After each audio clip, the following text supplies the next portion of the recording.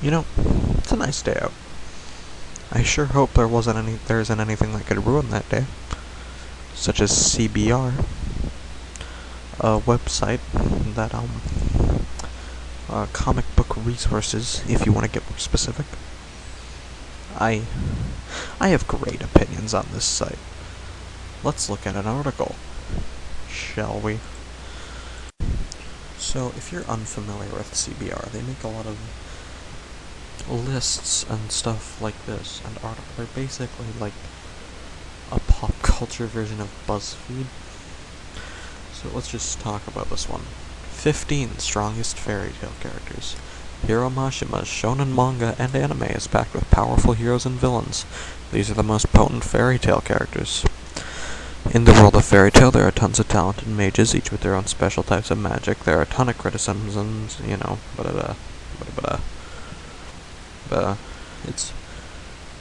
it's certainly the beginning of a list. In the end, there have to be some who are stronger than all the others, whatever. They've done a ton of lists like these, by the way. I might make more.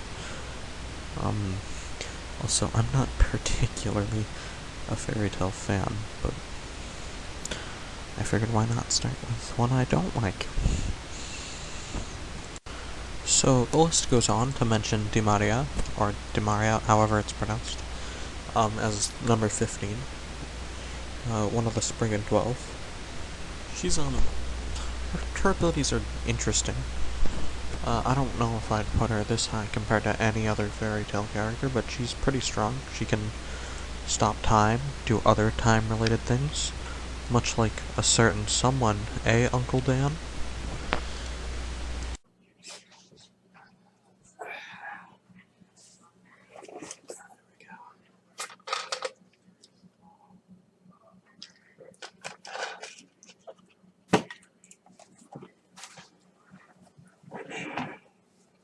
How did you get this footage? She also has the takeover God Soul spell, God Soul Chronos, which is a takeover spell revolving around the god of time, Chronos. That's not really relevant to this video in particular, but it's a neat ability. It's very strong, so I don't know. She could be a bit higher or a bit lower. We'll just have to see what comes next, because I don't know what's upcoming. So next, for number 14, it goes on to mention Kagura, and I have opinions on this, but I'll just read out what it says. Kagura is the most powerful wizard in the Mermaid Heel Guild, and much like Dimaria and Urza, she is a master of the sword, favoring katanas over European-style swords. Her endurance, speed, and reflexes are off the charts. In addition, Kagura can wield some heavy-hitting magic to augment her swordplay, such as a gravity spell. Kagura is strong enough to challenge most other wizards with her sword sheathed, not even bothering to draw it at all. Only the worthy can see the bare blade. So, this brings up several questions about where other people are going to be on the list. But, so for now, I'll just say, sure. I mean, Kagura versus Dimaria, I'm no power scaler by any means, by the way, but I just don't know how to feel about this choice. We'll figure it out when we get to later stuff. Now, number 13 interests me a lot. Gray. As in, like, main rival dude. One of the main cast. Gray. At 13. Okay, well, let's read why. We don't usually think much about Gray when it comes to being strong. What? He doesn't get quite as many cool battles as Natsu or even someone like Urza. Gray gets fights? What the fuck? He gets cool fights. Well, cool, but his fights are alright.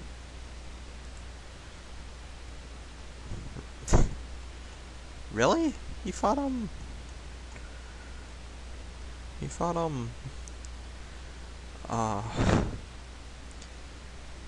Leon way back. His fight against Altair was good. Same with, Invel was a good great fight. This is weird. Also, his fight against his dad? This is something. Also, his fight against Natsu and Alvarez was great. I like that a lot. It was actually a good moment. But really, anyway, what's the reasoning past that? Usually there winds up being either someone from his past or someone who uses ice on the antagonist side, and he just gets sorted into a match with them. Okay. That said, as Natsu's rival, Gray has worked hard to keep pace with the Fire Dragon Slayer. He's constantly walked away as the victor against some of the most powerful forces Fairy Tail takes down, and with his Ice Devil power-up, he's easily one of the strongest members of the team. I mean, I could just be underestimating who's upcoming on this list. But this could be a good placement, but I really don't vibe with that reasoning. Alright, so next, for number 12, we move on to Mira, which isn't particularly a bad choice. Let's read about it, though. Let's read what they have to say.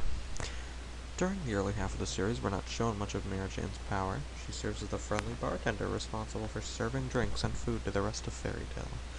Her powers of having stopped working long before the show starts, but after working at the cause behind her lost powers, Mira quickly reestablishes herself as one of the most dangerous members, yada yada. Her takeover ability allows her to utilize the power of demons. Her Satan Soul grants her incredible strength. Yep. There's a reason the younger version of her was seen as Urza's rival. Okay. So it didn't go into much detail here, huh? Or even mention a single fight she's in, but yeah, I'd say depending on how the rest of this list goes, this could be a good placement. At least in my opinion. Now, number 11 is Lexus, which genuinely worries me about the placement of characters further down the line, but let's read what they have to say. The Lightning Dragon Slayer. So much was made of Lexus's power, they built an entire arc around it. Okay. The grandson of the current guildmaster. Lexus attempted to conquer Fairy Tail and turn them into a real guild in his eyes. Though he was eventually defeated, it wasn't without much effort and some last-minute plot development powers on Natsu's part. That's every arc in this fucking show. I hate this show. But I love hating it. However, Lexus is still one of the most dangerous members of Fairy Tail, having crossed the barrier into S-Class faster than almost all of the other mages around his age. He's so powerful he even defeated the entirety of Raventail on his own. Great. But, we'll just get to it when we get to her, because I know she's gonna be on this list. Number 11 is Lexus, which genuinely worries me about the placement of characters further down the line, but let's read what they have to say. The Lightning Dragon Slayer. So much was made of Lexus's power, they built an entire arc around it. Okay. The grandson of the current guildmaster. Lexus attempted to conquer Fairy Tail and turn them into a real guild in his eyes. Though he was eventually defeated, it wasn't without much effort and some last-minute plot development powers on Natsu's part. That's every arc in this fucking show. I hate this show, but I love hating it. However, Lexus is still one of the most dangerous members of Fairy Tail, having crossed the barrier into S-Class faster than almost all of the other mages around his age. He's so powerful he even defeated the entirety of Raventail on his own. Great. But, we'll just get to it when we get to her, because I know she's gonna be on this list. Number 9. Number 9. Let's remember who was at level number 11 again, okay? We're not gonna talk about that yet. We will once we get a bit further down. Number 9 is Natsu Dragneel.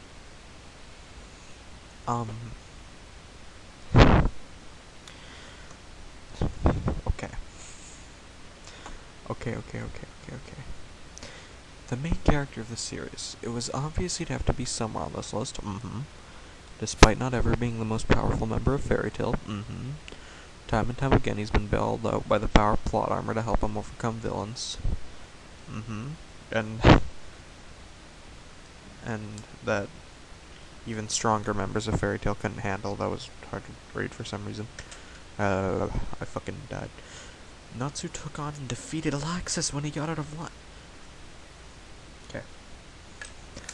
Lexus has improved so much in power since then. It's not even funny. And yeah, so has Natsu, but we've seen recently just how much Lexus improved. And this... oh my god. Okay, that is... I hate this. Though nearly dying as a result, and even defeated other dragon slayers without even breaking a sweat. Okay, when things get rough, he can go into his Dragon Force and Lightning Fire Dragon Slayer modes. More on that in an upcoming video. But more often than not, he gets the job done without resorting to power-ups or transformations at all. And number 8 on this list is God Serena, and I have an entire video on this motherfucker planned. So I'm not even gonna read it. I'm just gonna say he's a disappointment, to say the least. So, on to number 7. Number 7. Urza. Okay, this could just be because I'm not an Urza fan. I will even go as far as to say she's one of my least favorite characters of all time. But, from an unbiased opinion, very recently, Urza and Lexus had a fight. It was essentially a tie. However, afterwards, Lexus remained conscious, and Urza didn't.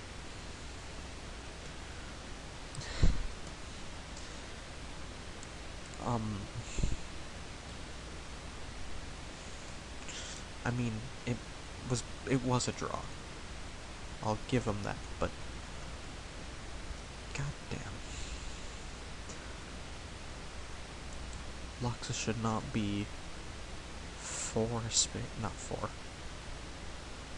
Lexus should not be 3 spaces away from Urza on this list. But let's read what it says. Titania, the Queen of Fairies. There's actually a strong argument to be made that Urza has even more plot armor than Natsu. Armor.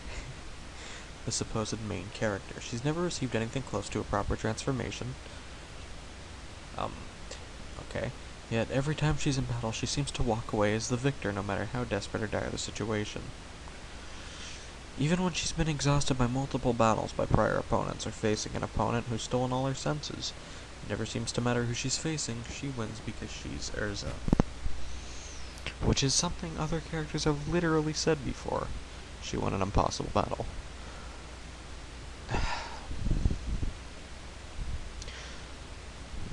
Now, this gives me a great amount of fear for the rest of the list. We don't have much room left. We only have 6 spots. And I think there are characters that should be here that aren't gonna fit. Number 6 is Brandish. What? What? This goes back to another problem, which is Demaria being so low on the list at only 15. Demaria is stronger than presumably a lot of these mentioned characters. But Brandish at number 6? Yeah, Brandish is strong, but okay. At first, Brandish may not seem like much since she carries no weapons and has a rather apathetic attitude, but looks are deceiving. She's a massively powerful wizard from the Alvarez Empire, able to reshape other objects at will. Her power is incomprehensibly vast, and even Makarov and Urza fear it. Brandish is capable of shrinking down entire continents at once and crushing them, proving that practically nothing is beyond her abilities. It is fortunate that she's a neutral third party instead of a full-on villain like the other Spriggan 12 are. Okay. I have opinions on this. Many opinions, but I don't know what ones to elaborate on. Also, we only have 5 spots left. There's not gonna be enough spaces. Oh my god. Okay. You know what? This is fine. I will not complain. I will complain. That's the whole premise of this video. So number 5 is August, and okay, let's just read. A member of Seraph's personal guard of mages known as the Spriggan 12. We've talked about them quite a few times on this list already. I don't know why you'd elaborate on what they are now. Who wrote this? Yeah, okay, Sage Ashford. I don't know why you'd wait until now to elaborate on this, but, okay. A member of... I just read that. The Wizard King August has some pretty incredible abilities. August's special ability is Copy Magic, which allows him to copy or even nullify an opponent's magic. Yep. The strongest of the Spriggan 12. Okay.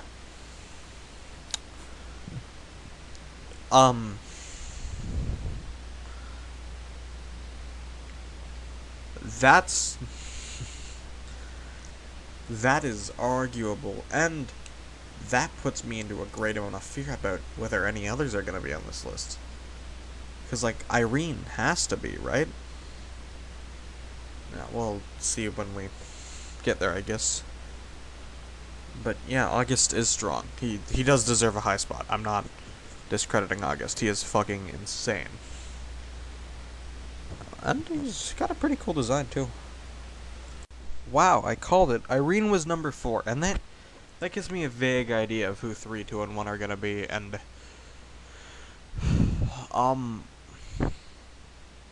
that makes me think of characters that really should be on this list, but I'll talk about that after Irene, I guess. So, yeah, Irene deserves a spot this high. Another member of Seraph's Spriggan 12 army, Irene is repeatedly stated to be either the most or second most powerful of the Spriggan 12. A group even strong... Yes, we've talked about the Spriggan 12. Jesus, fuck. She's displayed the power to cause the Alvarez Empire's entire million-member army to go berserk, giving them super strength and the ability to ignore attacks. Furthermore, her Universe 1 spell altered the entire continent. She's also a master enchanter and was able to enchant personalities and abilities onto inanimate objects, turning them into powerful warriors in their own right. Okay. Now, I'm gonna get to honorable mentions, because I'm assuming I know who the top 3 are. I'm assuming it's gonna be Gildart, Seraph, and Ecnologia. Now, this is an assumption, merely, but I'm just gonna check quickly. Okay, yeah, I'm right. So, we're gonna have to take a moment here to talk about some other characters who should be on this list. Alright, so I'm not going to fully elaborate on my honorable mentions here. Characters I believe I should be in this list in some place, but... Makarov, Invel, fucking...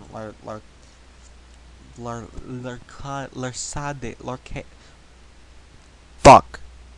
Fucking... The Dragnail bitch who Seraph didn't like. Fuck, who else do I have? Jura and Jalal. So, I feel these characters are definitely worthy of this list. Some less than others, some higher up, some lower up. And if you have any you think could fit, please put in the comments. But yeah, these are my honorable mentions of sorts that I would put, personally, on this list. Okay, so here we are at our top 3, and these 3 are a good 3 strongest fairy tale characters. But let's read what they have to say. Shanks. Shanks is that character in a shonen series who either never fight... I'm done with the Shanks joke, by the way. Gildarts is that character in a shonen series who never fights, or only fights when the situation is as bad as it can possibly get. Why? He is so overpowered that he can solve all the problems without breaking a sweat. Think Whis from Dragon Ball Super. Or instead of the example they gave, think Shanks, because he's Shanks. Gildart's special ability is Crush Magic, but we rarely ever see him use it because he's only away completing high-level S-rank missions. But he's also got poor control of these powers, as the town of Magnolia has to transform into a configuration that can avoid contact with Gildarts to avoid being completely and utterly destroyed. Yeah, Gildarts is really fucking powerful. definitely deserving of the number 3 spot. Now, number 2, on the other hand, is also, I guess, deserving. I don't like this character. Seraph is the main antagonist of Fairy Tail. Fairy Tail spends several arcs talking about all the servants and worshippers of Seraph. This is what this says, by the way. An evil mage spoken of in hushed tones outside of all but the most dangerous of dark guilds. When he finally revives, Seraph doesn't seem so bad, though he pretty much instantly takes out the person who revived him before setting out to accomplish his goals again. Seraph isn't seen in combat very often, but his existence as ruler of the Alvarez Empire says enough. He is so powerful he was able to bring hundreds of guilds to heel and make their best mages serve him as in his personal guard. So yes, Seraph is fucking strong. Very strong. Some of the shit we see him do is ridiculous. We're not gonna spend too much time on him, because now we get to number 1. Acmelogia. Yeah, I agree with this, by the way. Acmelogia is definitely the strongest character, and at least the original 545 chapters of Fairy Tail. 100 Years Quest, because the dragon gods are apparently all around his level, and, well, the strongest dragon god, but we don't really know yet, but it's implied to be Ignia, but that's not relevant. Let's see what this says. Setting aside all abilities gained via plot, that's how abilities are gained in general in anime. I mean, not... I get what you mean, but the way of phrasing that was odd. Ecnologia is the most powerful character in the series. Gildarts attempted to track him down and lost 2 limbs and some organs for his trouble. The most powerful Spriggan 12 member attempted to fight him and was cut down in a single second. Zeraph's entire plan for the final arc involves gaining enough power to stop him. A massive dragon, Acmelogia is even powerful enough to have slain other dragons in the past, and he's even killed all of Fairy Tail's strongest mages in a one-sided battle. There is no question Acmelogia belongs at the top of this list. So, overall, last opinions on this list, it's not a good list. I don't vibe with a lot of it, but it's fine. Alright, thanks for watching. Make sure to check out Dan. He's in this video. Check out my Twitter and check the Discord down in the description. Bye. I didn't record. And yet. Yeah.